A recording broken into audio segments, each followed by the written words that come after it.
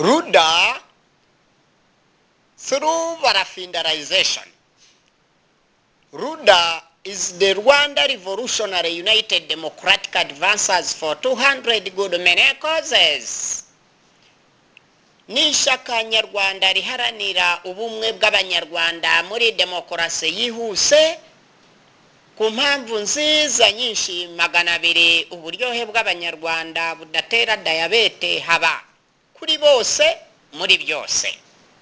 Through application of communication technical, negation and mediation technique, we shall bring together and the togetherness of all Rwandans. Ruda is the political organization, has a political reading readiness.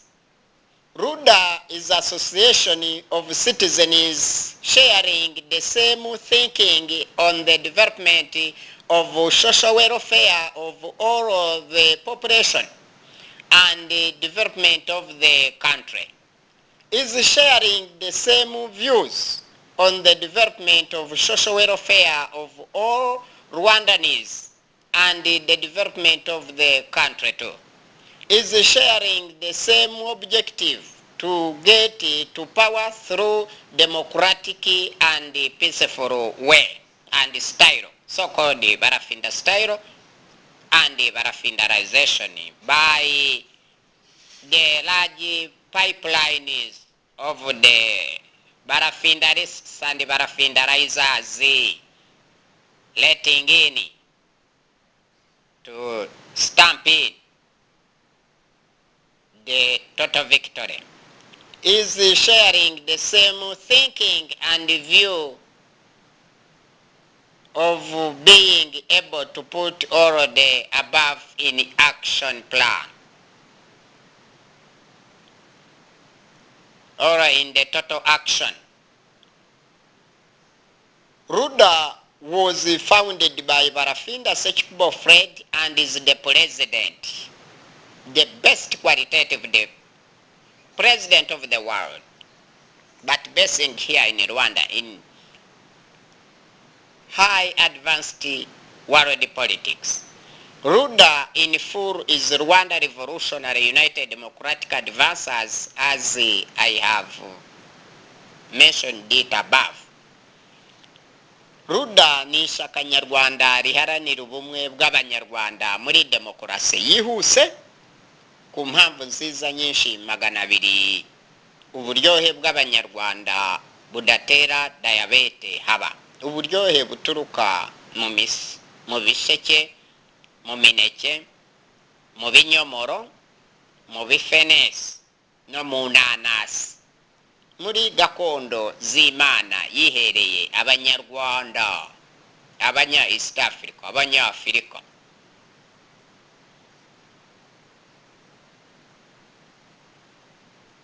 Muri bose muri byose kandi mu buryo bungana nk'uko amasaha y'amanywa angana n'aya nijoro. Bityo rero Ruda ni uburyohe, Ruda ni ubukombe kandi izahora ari akataraboneka mu byo habaye ku isi yose, mu byaremwe n'Imana no byahanzwe n'abantu. Ariko Ruda yahanzwe n'abatarahanzweho. Ruda ni uburyohe bwa bose, uburyohe buzira ivangura iryo ari ryo ryose. Ruda was founded in Kanombe and is found here. Ruda is in Kigali City, Kicukiro District, Nyarugunga Sector, Kamashasero, at Akindeje Village. Ruda came up into existence in mid-2015. The offices are at here above address. The key question is of and for Ruda formation. What are or where the causes or reasons for the founding LUDA. What is the main purpose of LUDA? What is the main principle of LUDA? What is the legal framework of LUDA? Then you dash to our vision. Vision is our aspiration or target or objectives for the future. LUDA, the best political party, aspires to be the nice leading political provider of the most zero tolerance to bribation and corruption in the Rwandan society by LUDA.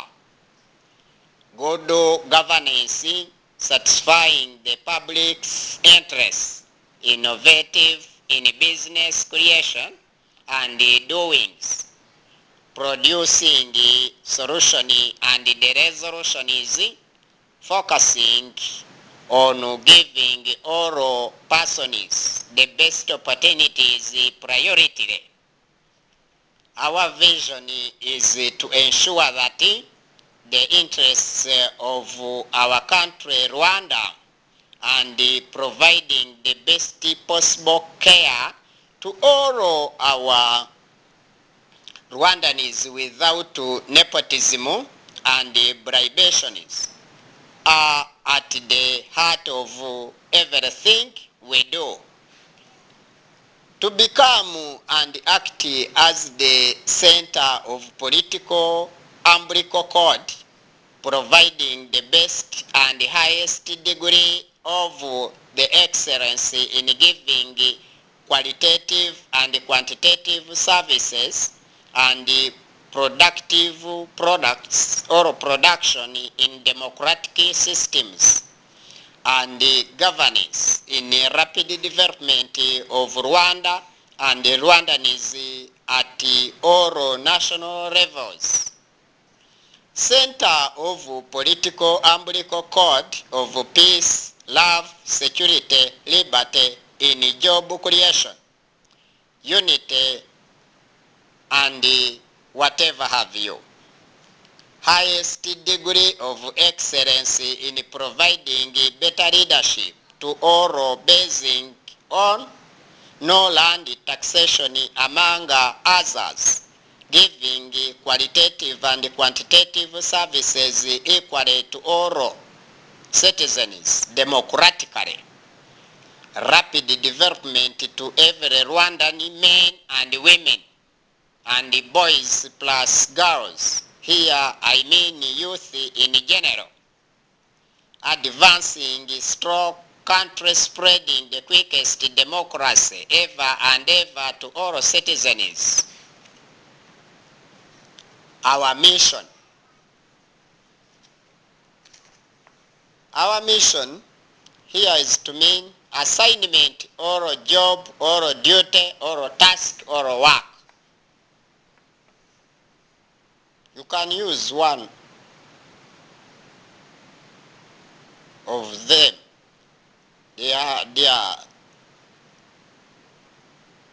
They have similar meaning. They are synonyms.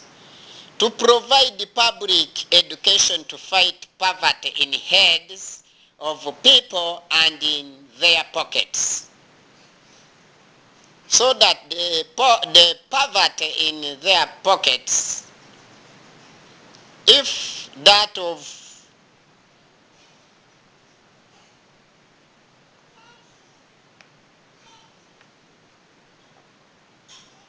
high quality basing in their heads is a fault or fault in totality, that one in pockets will run away or will have to run away immediately without any hesitation.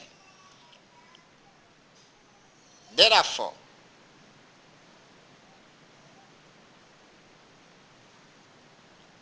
poverty in pockets, if runs away, then ignorance shall run away, illiteracy diseases in order to go and reach 4 principles of the best governance in equality, liberty and fraternity in Rwandan society, fastening and quickening economic development of Rwandan society, to contribute to the greatest fight of bribation and corruption and promoting good governance through enhancing human integrity in the Rwandan society by RUDA, to promote free public education to alleviate poverty, ignorance, illiteracy and diseases, to fight poverty basing from all personal causes, local causes, national causes and international causes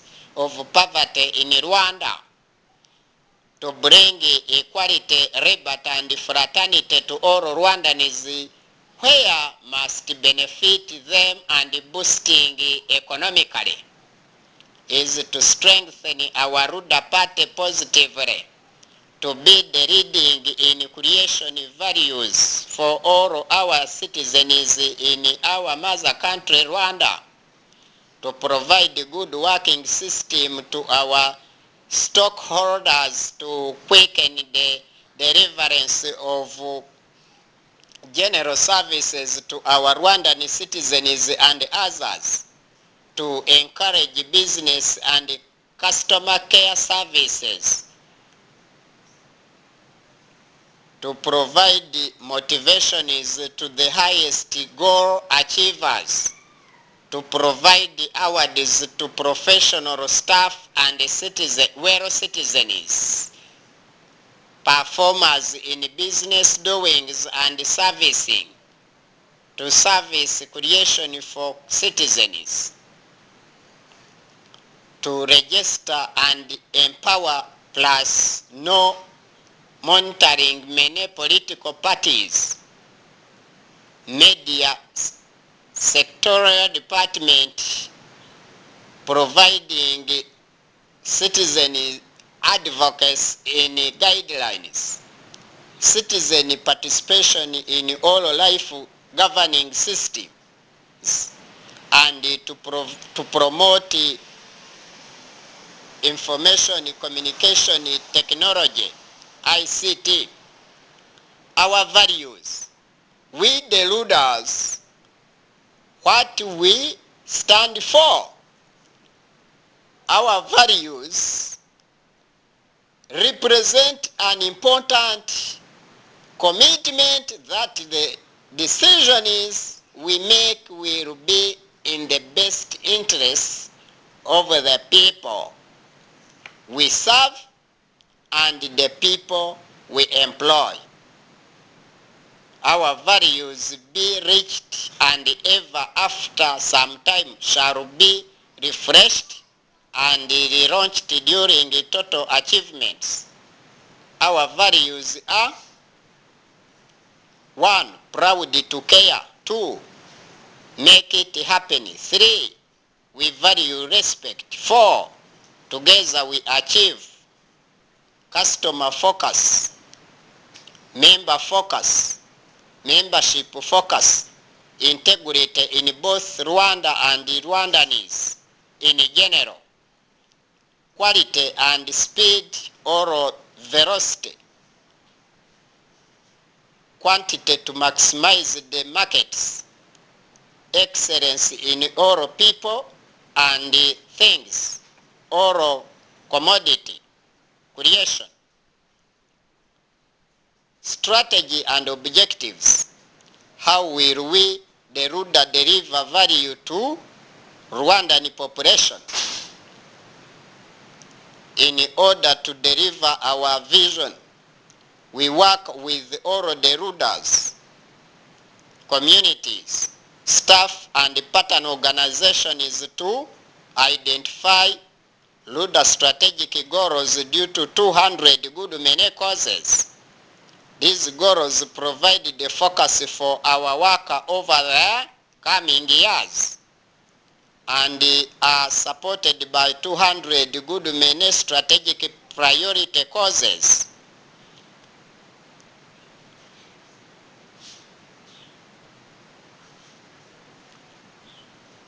Therefore, the major principal organs of RUDA.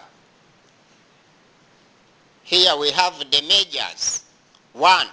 The General Assembly of the Rwandan citizens, headed by the President, is the main deliberative organ of all members of RUDA, the peaceful political party. The RUDA board is the steering board of great men and women of the leadership of ours. The body's responsibilities. The RUDA board of directors is responsible for the overall leadership of the party through or thorough oversight and the guidance on the major key strategic and risk-taking issues.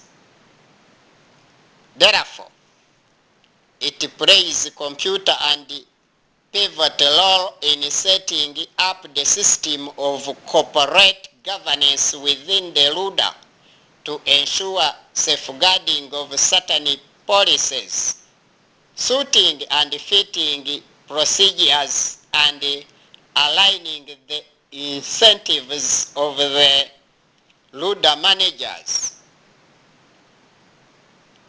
with those of the shareholders. The board manages and makes sure that every person conducts a self-evaluation exercise in compliance with the RUDA orderliness.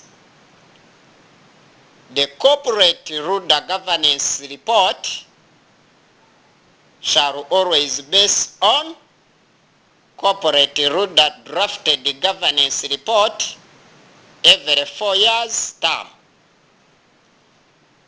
or every 4-year term. Board of Directors profile, executive management profile, the President's profile, RUDA President's report ever and ever.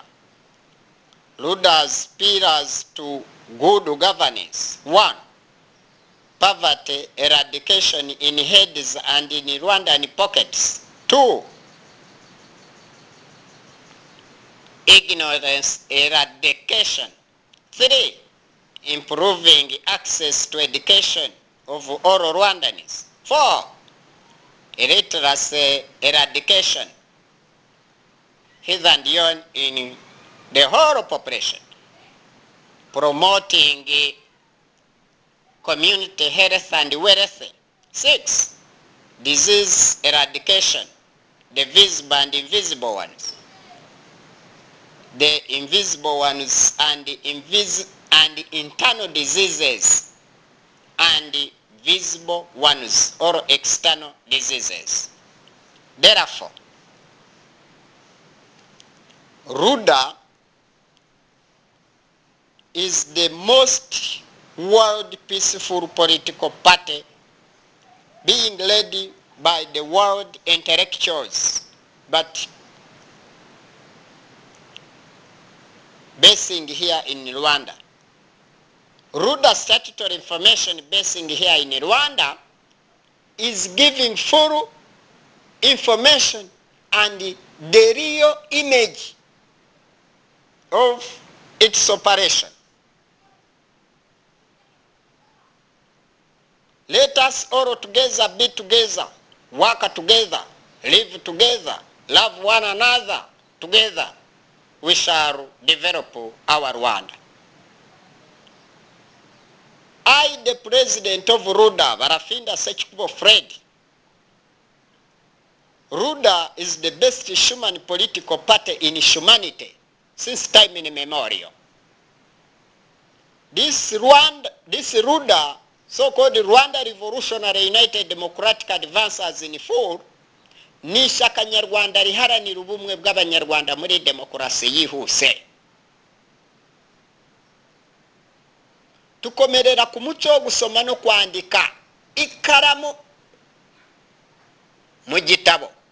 utazacika kubera kuza kwikoranabuhanga, mudasobwa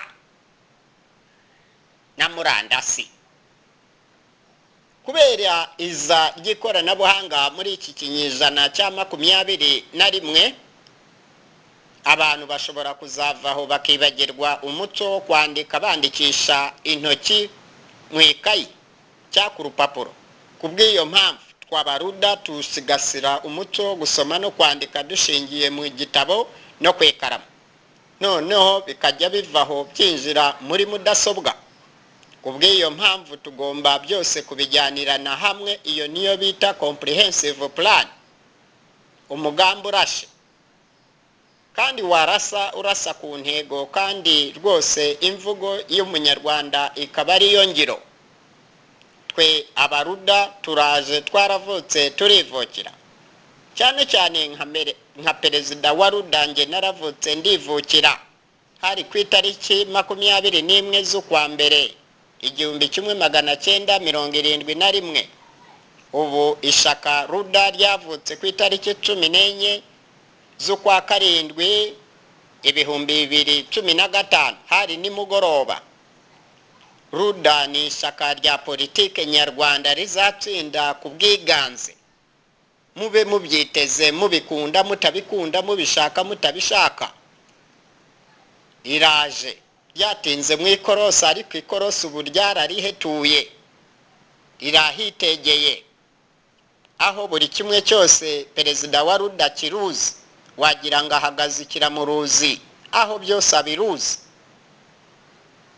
Yakongera yashishoza akahasanga ahagaze imuhanga, iwabo w'abahanga bahangara ibyananiranye, ibyagoranye. Bigishijwe guhindura ibigoye babihindura ibigori, bagaburira abashonje bafatiye kuri urwo ruzetero. Banyarwandakazi mwese, abari imbere mu gihugu n'ababa mu mahanga, mwese mukore umuti. Twese dufatanye nk'amenyo ya ruguru nayo hasi. U Rwanda ruzaryoha kuri bose igihe cyose. Bityo rero duharanire gukuraho imisoro ku butaka, ku mazu y'abanyarwanda, ku basoreshwa bato badafite igishoro cya 6,000,000 bakurirweho imisoro. Bagiye batangira gusora ari uko bageze igishoro cya 6,000,000. Bityo rero izitwa imbaturabukungu y'abanyarwanda bose. Bazaba babonye ubwisanzure mu gukora, mu gutekereza, mu kwiga no mu bwisanzure muri demokarasi yihuse y'abaruda tuzanye.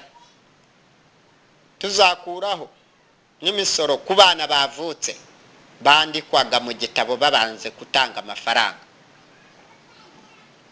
ngo babone kumubarura, ngo bamwandike. Bamwanditse ikaramu yakwanga kumwandika se, umwana se abyungukirahe, umubyeyi abyungukirahe. Izi ni inyungu za leta, kugira ngo leta ishobore kumenya umubare w'abaturage, ishobore kuba yakora igenamigambi ryuzuye ridasagatse, igenamigambi ryuzuye kuri bose kandi ibihe byose. Naho ubundi baribeshya. Niyo mpamvu bagira imibare ihuzagurika, batazi n'abaturage bayoboye bagize igihugu cy'u Rwanda. Baba bari imbere mu gihugu n'ababa mu mahanga ntibazwi mu by'ukuri. Twabaruda tuze kugira ngo tuhindure ibigoye, ibyananiranye tubikosore, tubishyire mu murongo, ibitahari tubivutse, duhange kuko turabahanga. Bahanga bigafata bigakomera, bikagirira bose umumaro, nta vangura iryo ari ryo ryose. Kwigira ku buntu amashuri abanza n'ayisumbuye, iyo niyo ntego y'abaruda. Kaminuza ikagabanyirizwa bose bakiga, iyi ikaba ari intego yo gukwirakwiza ubuhanga n'ubuhangange bw'abanyarwanda ku isi hose. Tuzatsinde abasigaye bose icy'umutwe n'icyo hasi, haba muri Afurika haba ku isi hose. hanyuma u Rwanda ruzabe umurwa mukuru wa Afurika na Afurika izabe umurwa mukuru w'isi. Iyi mipaka yose iri muri Afurika yimonogoje ikomeje kutumarira abanyafurika tuyikuremo, hanyuma isoko ry'izo ntwaro zazaga kumara abanyafurika rizaba rirangiye, amarembo azafungwa, hanyuma abanyafurika bazabe mu mutekano, amajyambere, umudendezo, ubumwe muri demokarasi yihuse ya bose, apana ya bamwe abakomeze intwaramiheto. Igihe cy'intwaramiheto n'intwazwamiheto kirarangiye, bityo rero abantu bose bazagira amahoro arambye kubera ivanwamo ry'iyo mipaka. Iyo mipaka twe tubona ko ari amapingo badushize ku maguru atubuza kugenderanira muri Afurika, umwe asure mugenzi we, kandi inyoni itagurutse ntimenya aho bweze. Ubwo ni ubuki, ni uburo. Noneho nanone ikoranabuhanga rigomba kubidufashamo. Bityo rero twe abaruda tugomba kongerera umushahara ku barimu.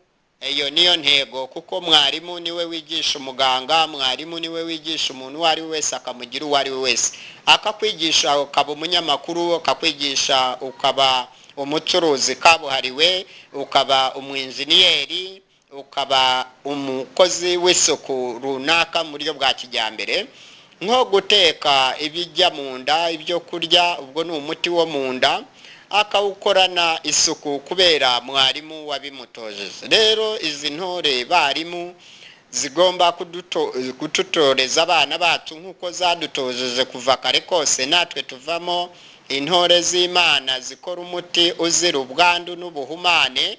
Reka bazaba aribo bajya bahembwa aya mbere, hanyuma abasirikare bajye bahembwa aya kabiri, kuko bagomba gusigasira mwarimu, noneho bagasigasira n'abana. Ubwo ni abanyeshuri muri rusange ibitsina byombi nta vangura iri ari ryo ryose, hanyuma bakarinda ubusugire bw'igihugu amanywa n'amajoro, kandi basimburana ku kazi neza.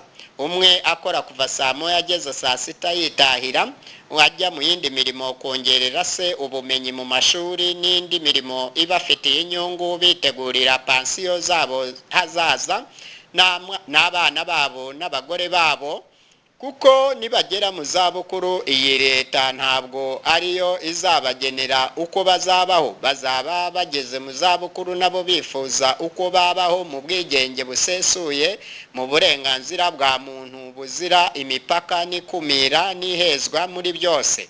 Bagomba kuba barazigamiye ubusaza n'ubukecuru bwabo. Iyi kizitwa pansiyo y'imbaturabukungu kuri bose. Ntibazasigara inyuma mu zabukuru dusanga basabiriza kandi bakavuga ngo abo bari ingabo z'igihugu. Icyo kirazira twaba twarabahemukiye kuva kare kose. Reka bose abasirikare bazongererwe umushahara, noneho bajye bakora amasaha mu byiciro, noneho basimburana bajya kwiga bongerera ubumenyi, bikorere indi mishinga, nabo bazamure imiryango yabo bakomokamo n'imiryango bihangiye. Bityo rero izitwe imbaturabukungu mu gihugu hose. Tuzabe intangarugero mu karere ka East Africa na Africa no ku isi yose. Mwese basirikare kazi, mwese muhagarare bwuma. Bityo rero mwe muri abantu b'intangarugero, muzarinde abaturage bose mu mutekano wabo n'umudendezo, ntihazagire ubavogera abavutse uburenganzira bwabo n'umudendezo, yitwaje icyo ari cyo, yitwaje imbaraga afite, yitwaje ngo amategeko yishiriyeho kandi umunsi azavaho ayo mategeko azateshwa agaciro kandi abanyarwanda bazakomeza kubaho. Bityo rero bazaba ba kabiri mu guhembwa neza. Aba gatatu ni abaganga basigasira ubuzima bw'abanyeshuri, ababyeyi n'abarimu, hanyuma bagasigasira n'ubuzima bw'abasirikare n'abatugana baturuka mu mahanga hose abaganga babitaho. Bityo rero abaganga bazazamurirwa umushahara babara ba gatatu mu guhembwa neza mu gihugu kandi kubaciriritse birumvikana. Bityo rero abantu bose bashonje bahishiwe. Gusora ugejeje igishoro cya miliyoni 6 z'igishoro ku musoreshwa muto, iyo niyo izaba ariyo ntego y'abaruda. Iyi zitwa imbaturabukungu ya bose. Ni ukuvuga umuntu naba adafite igishoro cya miliyoni 6 ntazajya asoreshwa, kugira ngo ahange imishinga ye imuvuyemo, yumva ko ashoboye gukurikiranira hafi nka muganga uko akurikiranira hafi umurwayi we amukurikiranyeho uburwayi bwamurembeje.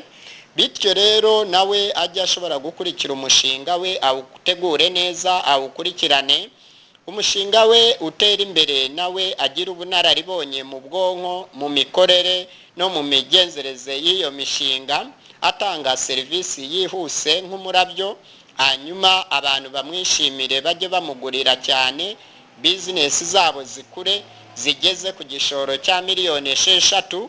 Bityo rero abone gutangira kwitwa umusoreshwa muto. Bose abanyarwanda nibashobora kugera kuri urwo rwego bayihangiye imirimo, izitwa imbaturabukungu muri rusange y'igihugu, tuzawita umuti mugari w'igihugu. Bityo rero hehe n'ubushomeri, hehe no kubura ubunararibonye mu mirimo, hehe no kuzaba umuntu w'imburamukoro mu gihugu. Abantu bose bazaba abahanzi batahanzweho, bahanga bigafata bigakomera bikagirira bose umumaro nta vangura iryo ari ryo ryose. Hehe n'amagereza. Noneho tukavuga amashuri, amavuriro, amasoko agasimbura gereza mu gihugu cyacu cy'u Rwanda. Iyi kazaba ariyo ntego nyamukuru y'abaruda, kuko imfungwa mu Rwanda ku munsi umwe zirya miliyoni 26 ziraho zicaye, ntacyo zinjiriza abaturage ahubwo zimunga imisoro y'abasozi. Bityo rero twe abaruda n'abarudakazi dusanga iyi ari inenge ikomeye cyane ku rwego rw'igihugu no ku rwego mpuzamahanga n'ahandi hose byaba bikorwa ntabwo ari byo. Kandi ikindi, ibyo ni ukwaya no gusesagura no kumunga ubukungu bw'igihugu, verose mbi kabuhariwe y'abasesaguzi basenya ubukungu bw'igihugu bishingiye ku bwenge bwa muntu. Ushobora gufunga abo bahanga abatekinisiye inzobere muri bintu runaka cyangwa muri byose, kandi zakabaye zikora imirimo yitwa insimburagifungo muri icyo gihe byazanira bikazana umumaro, bikagirira umumaro igihugu n'abenegihugu nabo, kandi bikazabagirira umumaro abana babo n'imiryango bakomokamo. N'abava mu mahanga baza bakareba iyo mirimo ikorwa bakavuga, mbega abanyarwanda ni abahanga bose, wagira ngo bavukiye Muhanga iwabo w'abahanga. Bityo rero imfungwa ntabwo tuzongera kuzifunga no kuzemerera ku butaka bw'u Rwanda, ahubwo bose bazaba bakora insimburagifungo abanyabyaha bitewe n'uburemere bw'icyaha zaba yakoze. Ubwo nibwo buzajya bwemeza igihano akwiriye n'ikingana n'igihe azamara mu kazi k'insimburagifungo. Azajya akora kuva saa moya ageze saa 6 yitahire, ajye mu yindi mirimo yamuteza imbere n'urugo rwe n'umuryango we muri rusange n'igihugu utakirengagije. Hanyuma yitegura na pansiyo ye nk'uko twabisobanuye hariya haruguru, n'abana be n'umuryango muri rusange. Iyo ntego y'abaruda izaba ari nziza cyane y'akataraboneka. Noneho ni amasaha nagera ajye mu kandi kazi ka leta akore akazi k'insimburagifungo kugeza igihe bamukatiye kizarangirira. Bityo rero abazajya bamubona azinduka agenda kuri ako kazi nabo bazajya bavuga, dore uriya yakoze ikosa muri sosiyete, mu muryango nyarwanda yarahemutse, yahemukiye kanaka amukoreye ibi n'ibi. Ibyo ubwabyo nabyo kizaba ari nk'ishuri azaba arimo. Noneho ishuri ngirabumenyi, ishuri ry'ingiro azaba akora nawe yigaya cyane avuga rwose imbaraga zanjye n'ubumenyi bwanjye nakoreshaga nabi noneho ndimo kubikoresha neza ndize ndi mu ishuri kaminuza ninsoza rwose nzakora ibyiza bizima gusa kandi ntamunga n'ubukungu bw'igihugu kare kose bamungaga ubukungu bw'igihugu izo mfunga zamungaga ubukungu zifatanyije n'ababazirikaga bityo rero abo bose barabafatanya bikorwa bo kumunga ubukungu bw'igihugu twakwita GDP bityo rero ubwo bukungu bwose bwarangirira bwanonekaraga aho burangirira muri izo nzira bumungwa tugiye kuzabwubakishamo amashuri y'abana amavuriro n'amasoko yabyo kugira ngo noneho tuzahaze ubukene ubujiji ubutamenya n'uburwayi bw'abantu butandukanye ibyo ubukene bizaba ari umugani mu baruda inteko iraje ya kera gukemura imanza zose mu ruhame rw'inteko nyarwanda gacaca yahozeho gakondo kuva kare kose izajya ikemura izo manza kuri tere aho icyaha cyabereye nta nkiko zo gusiragiza abaturage zizajya ziba iyo irunaka ngo ku rwego rw'intara rw'akarere hehe oya izi nkiko nyarwanda gakondo zigiye kuzajya zikorera ku rwego rw'umudugudu hafi mu ngo aho abaturage baturiye aho icyaha gikorewe abaturage bakaba barahasesekaye bagakiranura abo bavandimwe rwose maguru mashasha uwinangiye cyangwa akomeza kugaragaza ashaka gukorera mugenzi we akarengane k'ibihekane ubwo bose babireba azajya abona gukorerwa dosiye ajyanwe ku nsimburagifungo bitewe n'uburemere bw'icyaha yakoze ubwo abaruda tuze twitwa abaruda tuze turi abantu bakataraboneka tuze tuzanye imigabo n'imigambi itigeze ibaho kuva kare kose bityo rero email ya perezida wa ruda ni mukamaro fbs@gmail.com washaka wakoresha yugarwa@gmail.com kuri Twitter naho ushobora gukoresha email maze gusobanura haruguru inomero ya telefone ya perezida wa ruda na gasaraba 250 78 34 28 622 Rwanda Kigali City East African Community Ishaka Nyashaka Byiza Ruda @get copyright from original owner yego gutsinda ni intego konte y'umwana izajya ishirwaho ubwiteganyirize bwe bw'amashuri abanza n'ayisumbuye akivuka n'ababyeyi be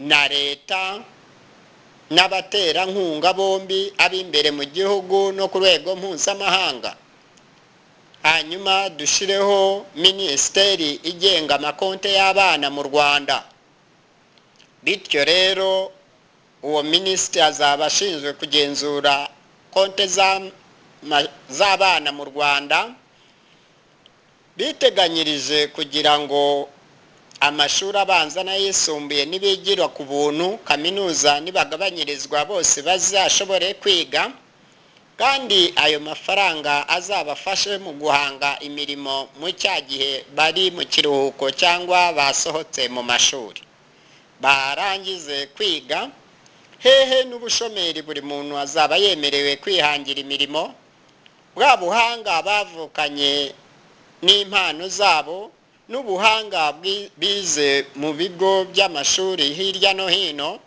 noneho ubumenyi ngiro bwose babushire mu bikorwa imvugo inyigisho bize byose bibe ingiro kuri tere mu kazi bitwe mu kazi kose karakorwa mu gihugu bityo rero bizatanga umusaruro haba imbere mu gihugu tusagurize n'amasoko mpuzamahanga iyo izitwa imbaturabukungu mu Rwanda, tuzayisangiza n'akarere k'ibiyaga bigari na Afurika n'isi yose. Hanyuma amahanga yose azavuga koko u Rwanda rwari runabikwiriye kuba umurwa mukuru wa Afurika. Icyo ni igitego cy'umutwe n'icyo hasi batsinze isi, turaho tureberera gusa. Bityo rero perezida wa Ruda araje n'uwakataraboneka kuva isi yabaho. Abaruda n'abana beza, abaruda n'abakataraboneka, abaruda bazi gusoma no kwandika, abaruda n'abantu b'abagabo n'abagore, abaruda baravutse barivukira, abaruda bubahiriza Uwiteka. Hano iyo tuvuga Uwiteka tuvuga an eternal one. Uwiteka rwose azabidufashemo. Eternal bisobanura iteka ryose. Noneho ibyo byose tukavuga, ibi byose bikubiye mu gitabo cya Ruda. Iki ni book of esteem, igitabo cy'icyubahiro, igitabo izingiro ry'ubumenyi, ubuhanga n'ikoranabuhanga, kandi ubumenyi bwanditswe hasi ku mpapuro neza. Igitabo kigizwe n'amapaje 61. Bityo rero iyo ni scheme cyangwa plan of future work. This is my work, niko bazajya buri muntu wese avuga, cyangwa career. Both powers agreed or should agree on only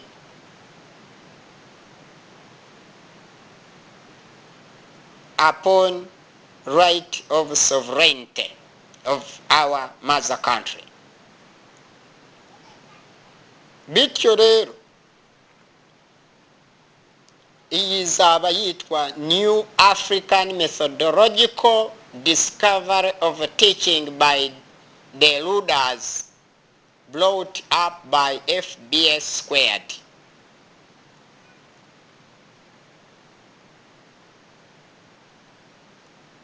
Uyu ni professor of all the world professors Barafinda Sekikubo Fred, mwarimu mpuzamahanga ushinzwe kurwanya ubujiji mu bantu, ubutamenya, ubukene bwo mu mutwe n'ubwo mu mufuka. Ariko niturwanya ubukene bwo mu mutwe, ubwo mu mufuka buzahunga. Tuzarwanya indwara. Mwarimu mpuzamahanga nukugaragariza abantu baturiye isi hari indwara zigaragara zibonekera amaso n'indwara zitagaragara utashobora gupfa gamenya. Bityo rero ka twese dushobore gutekereza neza, ubwenge n'ubuhanga buturuka mu byerekezo byose byo kwisi. Abantu bamenya makuru aturuka mu byerekezo byose yitwa news. News ni amakuru aturuka muri north, east, west and south of Rwanda, East Africa, Africa n'isi yose. Ayo ni amakuru azahora asohoka buri mwanya. Abantu bose bazatungurwa bitewe n'uko ayo makuru azajya agenda atangarizwa isi yose. Bityo rero twese tuzaba tugamije gukora ikintu cy'akataraboneka, tuheshe ikuzo uburezi bufite ireme n'iremezo mu Rwanda, East Africa n'isi yose, tuvuga tuti katurebe umumaro w'uburezi mu Rwanda ku isi hose, izingiro rya byose. Function or utilization or importance of education to citizens. Iyi rwose nayita nka solidarity camps cyangwa temporary huts. Iyi kanyite nk'ingando ya bose. Education is the key of knowledge. Education is wealth. Education is the bloom of sweeping away ignorance, literacy, poverty in head and poverty in pockets. sweeping away diseases in human societies. Education is the only way for total success. Today's action in education shall bring you tomorrow's success. Always love education, it shall also love you. If you hate education, it shall also hate you. You, the new generations, the youth, young and the old, you have to settle and concentrate academically. Ever and ever, stay united. Ever and ever, stay tuned on educational systems. Education is the fountain of all knowledge sources. If you have qualitative and quantitative education, you will achieve higher and higher and the highest too. The greatest achievement in education shall become the master key to total success in the whole of your life.